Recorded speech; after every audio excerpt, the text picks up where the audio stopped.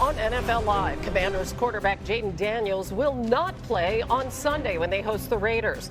Daniels is out with an injured knee, and veteran Marcus Mariota will start in his place. It'll be Mariota's first start since 2022 with the Falcons. He also was a former backup with the Raiders.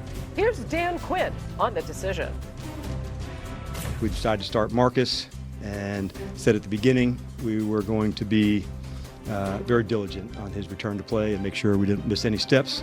So we're going to be smart, not just fast, and player wants to do everything all the time. That's who he is as a competitor, which I love, but that's how we'll roll. Hey everybody, we are rolling with the entire gang today, Hannah Storm and all the rest. So RC, let's start with you. Daniels apparently was throwing in practice this week, ran maybe a little bit today. There are some positive signs. What do you think about this decision by the Commanders?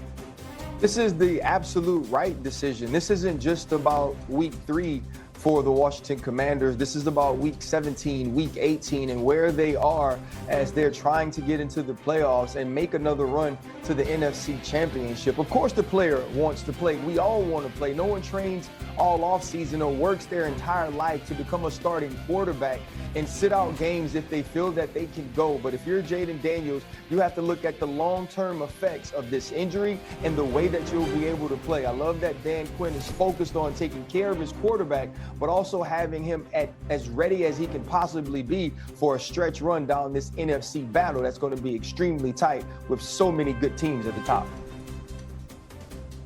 Yeah, RC said a lot of how I feel and my sentiment when it comes to keeping Jayden Daniels out of this game. I'm actually excited to see Marcus Mariota play. The athleticism is there, and usually when you haven't been able to see a guy play and scout him, we've seen time and time again in this league that they go out and perform well. Marcus Mariota fits into that same vein, maybe not a better thrower of the football than Jayden Daniels, but can do enough to win games. This guy's had tremendous times in this league. He's played well at times in this league as well. And I'm sure DQ Dan Quinn is comfortable enough with Marcus Mariota playing not to put Jayden Daniels in harm's way. And I think that says a lot about Marcus Mariota and his preparation and his know-all with this team as well. Yeah, and let's turn it to the other side, Dan. What does Pete Carroll's team need to do to beat his former defensive coordinator, Dan Quinn, and the Commanders on the road? They got to get Ashton Jeanty going, and they got to give him more chances. And I think it's twofold for me. One, he needs more carries. But two, they got to get him to the line of scrimmage to give him a shot. I mean, he's been hit behind or at the line of scrimmage the most in the NFL. And he's getting less than a yard down the field before getting actually contacted. And the way I've always thought about it is when you get into these situations as an offense and you're trying to get a guy at least going in your run game, less is more. And kind of simplifying their run game in an aspect of, I mean, I've watched Bruce Arians do this for years. I see the Bucs do it still. They get into like a double tight or even a bunch formation and they run duo, and it's just double teams front side, and they at least give the back the chance to get to the line of scrimmage, and then it's up to him. The Raiders got to figure out this player a little bit more in their run game. They got to figure out ways to get him to the line of scrimmage and give him a chance. Yeah, I'm in agreement. I thought Jeanty was underutilized because he really does look good when he's been given some space. Another thing that frustrated me in the game on Monday that Dan called was how little they used their 2 tight end sets. Now, Brock Bowers was injured in that game, and I was texting Dan while he was calling the game, why aren't they in 12 personnel more? Yeah. Well, he's healthier now, so put him and Michael Mayer on the field on the same time. And if Washington matches that with nickel, that's what they've been doing a lot of this year, then you run the football with Ashton Jeanty because you're going to have a size advantage for him. But this offense to me kind of got away from what I think their core identity is. Tight ends on the field, run the football, play action pass off of it. It shouldn't be about spreading things out because these receivers are not good enough. Okay, so let me get this straight. When Dan is calling a game, Mina, you are texting him as he's calling a game. Confirming. Bothering him, probably. And do you text her back, Dan? Post game, I'm trying to get better at not during game, but I do think I responded to that one, yes. Okay, let's look at our picks. You hit me at halftime. That's so funny. Marcus, Mina, RC, and I are all on the Raiders. Dan, though, who called that game, he's on the Commanders. Real quick, Dan, why?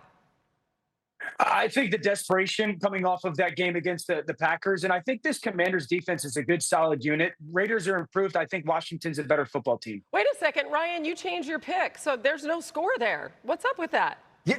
Well, so my pick was Washington, but as we were talking about Jayden Daniels, I was like, I can't talk out of both sides of my face. I can't say Jayden Daniels is everything to this team and then saying they are going to perform at that same level without him. He's asked to do so much, and I have faith in Marcus Mariota. I believe that Marcus Mariota can make plays, but they need that Jayden Daniels piece to win. Okay, so what's happening here? So Mina is texting people live when they're calling games. You're changing picks live when we're on the air, right? It is definitely a Friday. Yes.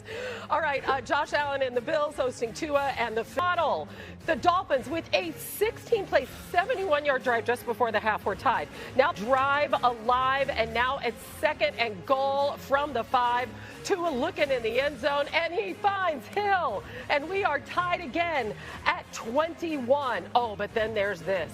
The Bills punting, Cameron Johnston puts it at the 2, but there is a flag on the play, just an awful penalty, as Zach Sealer is called for roughing the kicker. So that is 15 yards because of this that you're watching there. I know you can hear Mina like, oh no. And the Bills drive continues. That was key. 2nd and 5 now inside the red zone. And Allen throws a screen pass to Khalil Shakir, and Shakir does the rest. Now the Bills are on top, 28-21. Next drive, we're 1st and 10 from the 21. The right guard misses the block on Deion Walker, who is into his face. He doesn't see the play. Terrell Bernard reads it perfectly. Interception. Game over. Here is Mike McDaniel. I'm never proud of a loss.